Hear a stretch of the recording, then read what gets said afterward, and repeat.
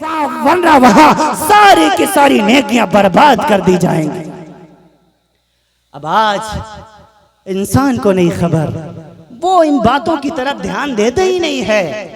मैं अर्ज कर रहा था, अल्लाह ने कितने फरिश्ते पैदा फरमाए, फरिश्तों की तादाद का इल्म किसी को है अल्लाह के सिवा? अल्लाह ताला ने कुरान करीम बहुत सारी बातों का तज़किरा किया अल्लाह रब्बुल आलमीन ने।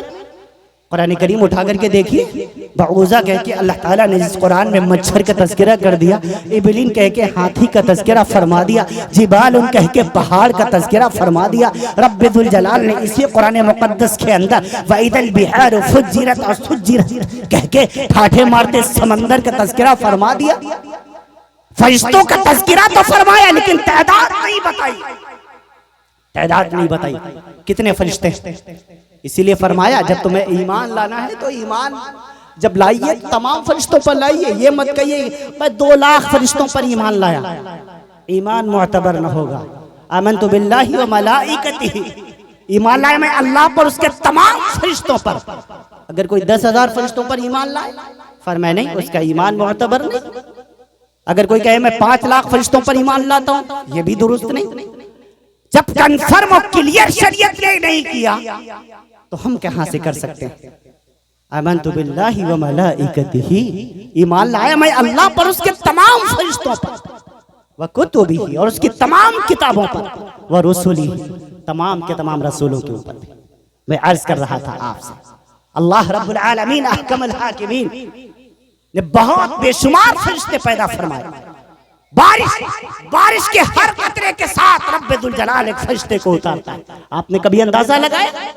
ये बारिश भी अल्लाह की रहमत है, बारिश भी अल्लाह की रहमत है, बारिश के कतरे भी अल्लाह रब्बुल आलमीन की रहमत है। फरमाया ये ऐसी रहमत है जैसे ही आती है सारे लोग भागना शुरू हो जाते हैं। अल्लाह की रहमत को देखकर भागा नहीं जाता, अल्लाह की रहमत को देखकर भागा नहीं जाता। मैं अर्ज कर दूं आपसे, बारिश भी अल्लाह की रहमत, अल्लाह रब्बुल आलमीन, और इसकी रहमत का एक रहमत की एक वजह यह है कि हर खतरे के साथ अल्लाह एक फरिश्ते को नाजिल फरमाता है। आप अंदाजा लगाएं उसकी रहमत और बरकत का, क्या हम शुमार कर सकते हैं? जिसके हर खतरे के साथ कोई माई का लाल है सरजमीन उड़ीसा के अंदर, ऐसा डिस्ट्रिक्ट पुरी के अंदर ऐसा कि वो बारिश के कतरों को गिन सके कि कितने कतरे रब्बुल जलाल बरसा रहा है? कोई नहीं गिन सकता। कोई दुनिया में साइंटिस्ट ऐसा कोई माहिर फलकियात पैदा ही नहीं हुआ आज तक जो बारिश के कतरों को शुमार कर सके। मेरा रब जानता है, अल्लाह रब्बुल आलमीन जानता है, अहकमुल हाकिमीन जानता है। वो खल्लाक के आलम जो ठहरा, वो रज़्ज़ाक़ के आलम जो ठहरा, वो अहकमुल हाकिमीन जो ठहरा, वो रब्बुल आलमीन जो ठहरा। हाँ, तमाम की तमाम चीजें अल्लाह रब्बुल आलमीन के इल्म में है। मैं अर्ज कर रहा था आपसे, अभी आप हजरात बखूबी उससे वाकिफ होंगे, बड़ा जबरदस्त एक हादसा पेश आया और उस हादसे ने सिर्फ हिंदुस्तान ही नहीं दुनिया का दिल दहलाया। कितनी लाशों के ढेर लग गए आपकी बालासोर में। 3 ट्रेनें जो यकजा टकरा गई, अल्लाह रब्बुल आलमीन ने क़यामत ख़ेज़ मंजर वहां पर बर्पा कर दिया। मेरी भी भुवनेश्वर से शालीमार एक्सप्रेस में सुबह का टिकट था, वो तो कल ही कैंसिल हो गया था। दूसरी टिकट का बहरहाल वहीं से फ्लाइट है, कल लखनऊ मुझे पहुंचना है। सुल्तानपुर डिस्ट्रिक्ट सुल्तानपुर पड़ता है, तकरीबन 80-85 किलोमीटर लखनऊ से दूर। कल वहाँ खिताब होना है। मैं अर्ज कर दूं आपसे, क़यामत ख़ेज़ मंजर। कितने ऐसे हैं जो अपने घर से चले थे, कोई कमाने के लिए जा रहा था, कोई शादी का सामान खरीदने के लिए जा रहा था, कोई अपनी बीवी के लिए कपड़े लेने के लिए जा रहा था, कोई पढ़ाई करके पूरी करके वापस आ रहा था, लेकिन वो सीधा अल्लाह रब्बुल आलमीन के दरबार में पहुंच गया। बहुत से उसमें अहले ईमान भी हैं, बहुत से उसमें गैर ईमान वाले भाई भी हैं। अल्लाह ताला सबके घर वालों को सब्र जलील अता फरमाए और दुनिया आखिरत में इसका नेमल बदल अता फरमाए। जितने मोमिनीन मोमिनात आए रब्बुल जलाल इस हादसे में पूरे तौर पर शहीद हुए हैं, आए अल्लाह रब्बुल आलमीन सबको जन्नतुल फिरदौस में आला मकाम अता फरमा। और जितने हमारे वतनी और हमारे अहले वतन भाई और जिन माओं के लाल उनसे बिछड़ गए हैं, ऐ अल्लाह उन माओं को सब्र जमील अता फरमा। कितने ऐसी बहनें हैं जिनके भाई चले गए, कितनी ऐसी माएं हैं जिनके लाल चले गए। अजीजों, मौत का कोई भरोसा नहीं है, किसी वक्त भी आ सकती है। मुझे नहीं पता कि मैं यहां से वापस अपने घर यूपी लखनऊ जा पाऊंगा कि नहीं जा पाऊंगा। पता नहीं किस वक्त अल्लाह रब्बुल आलमीन का बुलावा आ जाए। अल्लाह ने पैदाइश में तरतीब रखी है, इंतकाल में रब्बुल जलाल ने कोई तरतीब नहीं रखी। पैदाइश में तरतीब है, पहले दादा आएगा, फिर बेटा आएगा, फिर पोता आएगा, लेकिन इंतकाल में कोई तरतीब नहीं कि पहले दादा ही जाएगा। नहीं, बहुत मर्तबा ऐसा हुआ, मैंने जवान बेटों की लाशों को बूढ़े बाप के कांधों पर जाते हुए अपनी आंखों से देखा हुआ। हर वक्त हमें तैयार रहना चाहिए। हाँ, मौत ये नहीं देखती इसको ले जाने के बाद इसके घर वाले कितना रोएंगे।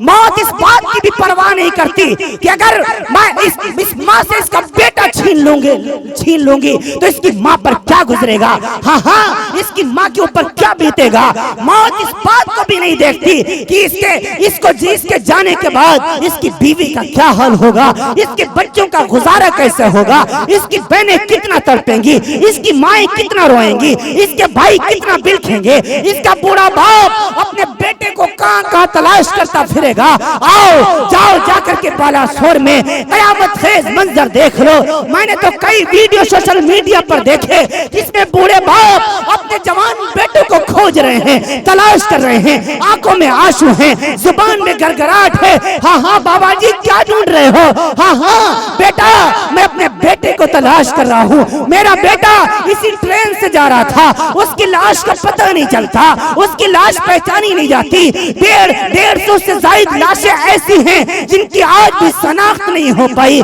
जिनको पहचाना नहीं जा सका। आए नौजवानों, इस कयामत खेज मंजर से सबक सीखो। हाँ, जरा अपनी जिंदगी के बारे में सोचो। हमारी जिंदगी जरा एक पानी का बुलबुला है, इधर ये सांस रुकी, सब कुछ खत्म हो गया। कितने ऐसे हैं घर से चले होंगे, बीवी ने फरमाइश की होगी, अजी जब तुम पूरे तौर पर फला जगह चले जाना तो मेरे लिए सूट लेकर के आना। कितने ऐसे हैं कि चलते वक्त उनके बच्चों ने उनसे फरमाइश की होगी, अब्बू जान मेरे लिए खिलौने लाना। कितने ऐसे हैं जिनकी माओ ने अपने बेटों से कहा होगा, बेटे मेरे लिए वहां से ये चीज लेकर के आना। हाँ, उधर से आवाज आई रब्बुल जलाल की, आए दुनिया में बसने वाले इंसानों सुनो, ये तुम्हारा लाल जा रहा है, ये तुम्हारा शौहर जा रहा है, ये तुम्हारा बेटा जा रहा है। ये सामान तो क्या लाएगा, गिफ्ट तो क्या लाएगा, तुम्हारे खिलौने तो क्या लाएगा, ये खुद वापस नहीं आएगा, ये खुद वापस लौट के नहीं आएगा। यही हुआ, ये रब्बुल जलाल ने क़यामत का मंजर चलाया। हाँ, कुल्लु नफ्सिन ज़ाइक़तुल मौत, हर इंसान को, हर जानदार को मौत का जायका चखना है, हर जी रूह को मौत का जायका चखना है। एक दिन आएगा, एक दिन आएगा आप भी दुनिया से जाएंगे, एक दिन आएगा मैं भी दुनिया से चला जाऊंगा, एक दिन आएगा सारी कायनात मरेगी, एक दिन आएगा जमीन को भी मौत आएगी, आसमान को भी मौत आएगी, सितारे भी मरेंगे, सैयारे भी मरेंगे, दरख्त भी मरेंगे, शजर मर जाएंगे, हजर मर जाएंगे। ये मैं नहीं कहता, इमामुल मुफस्सिरीन अल्लामा राज़ी ने तफसीर कबीर में लिखा, इधर समाउन शक़्क़त, आसमान मर रहा है, वइदन नुजूमुन क़दरत, सितारों को मौत आ रही है, वइदल जिबालु सुय्यिरत, पहाड़ों को मौत आ रही है, वइदल इशारु उत्तिलत, जाओ देखो समंदर भी मर रहे हैं। कुल्लु शैइन हालिक इल्ला वजह, तमाम की तमाम कायनात पर मौत का कोड़ा चलेगा, सिर्फ एक जात बाकी रहेगी, वयबक़ा वजहु रब्बिका ज़ुल जलाली वल इकराम, उस अल्लाह के सिवा कोई बाकी नहीं रहेगा। मौत एक अटल फैसला है, मौत एक अटल फैसला है। लोगों, उसी मौत की तैयारी करो, मत हसद किया करो, मत तकब्बुर किया करो, मत अपने आप को अच्छा दूसरे को हकीर जाना करो। मत अपने को बहुत बड़ा खान साहब समझा करो, मत अपने आप को बहुत बड़ा चौधरी समझा करो, मत अपने आप को बहुत बड़ा जमींदार समझा करो। जाओ वीरान कब्रिस्तानों को देखो, जाओ जलालुद्दीन अकबर को देखो, जहीरुद्दीन बाबर को देखो, जाओ हुमायूं शहंशाह को देखो, आज इनकी कब्रें वीरान पड़ी हुई हैं। मैं 2016 में हुमायूं की कब्र में गया, दिल्ली में मकबरा है, तो जो गाइड जो बैठा होता है, जो दिखाता है, इधर उधर सैर कराता है, मैंने उससे कहा मुझे मसनवी नहीं, मुझे असल कब्र दिखाओ, असल कब्र दिखाओ। तो कहने लगा असल देखेंगे? मैंने कहा देखूंगा। बहुत पुरानी पुरानी जंगालूद चाबियां थी, बड़ी बड़ी तहखाने की उसके पास। उसने अपनी तिजोरी से वो चाबियां निकाली, तहखाने का ये दरवाजा खोला, फिर उस जीने से नीचे घनघोर अंधेरा, मोबाइल के टॉर्च ऑन की, नीचे उतरा, उसके अंदर एक और तहखाना था, उसमें फिर से ताला लगा हुआ, फिर से मैंने उसका ताला खोला, फिर अंदर गया हूँ तो क्या देखता हूँ, अब तो गिद्ध हिंदुस्तान में नजर नहीं आते। गिद्ध के इतने बड़े बड़े चमगादड़ फड़फड़ाते हुए उस हुमायूं शहंशाह की कब्र से पूरे तौर पर उस मकबरे से बाहर की तरफ भागे।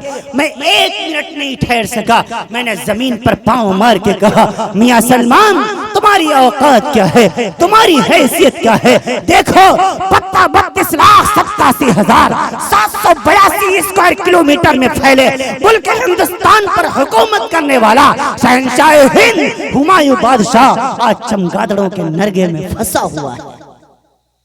हमारी और आपकी क्या हैसियत है, हमारी और आपकी क्या औकात है? कभी कभी वीरान कब्रिस्तानों को देख लिया करो। हजारों लाशों को कब्रों में उतारने वालों, कभी कभी जरा अपनी मौत का भी ध्यान दे लिया करो।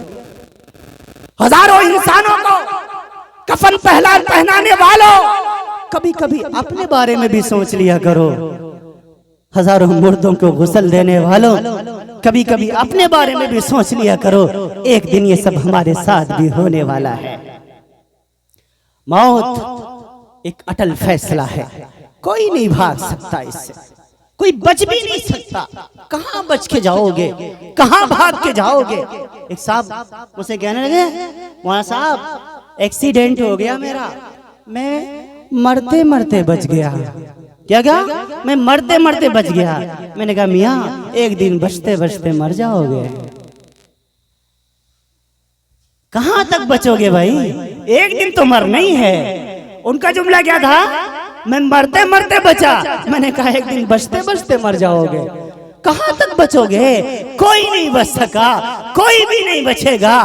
नबी नहीं बचे, वली नहीं बचे, कोई भी कुतुब नहीं बचे, अब्दाल नहीं बचे, बड़े बड़े कोई नहीं बचा। हाँ हाँ, जब रब्बे दुल जलाल का फैसला आ जाता है, वइज़ा जाअ अजलुहुम ला यस्तअखिरून साअतन वला यस्तक़दिमून, फिर एक सेकंड की मोहलत नहीं दी जाती।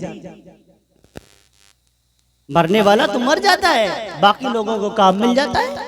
कभी आपने सोचा है मौत क्या है? साइंस साइंस साइंस, अंग्रेजों को साइंस पर बड़ा नाज है, साइंस बहुत नाज करते हैं। मैं कहता हूँ साइंस तो गूंगी बहरी लूली लंगड़ी चीज का नाम है।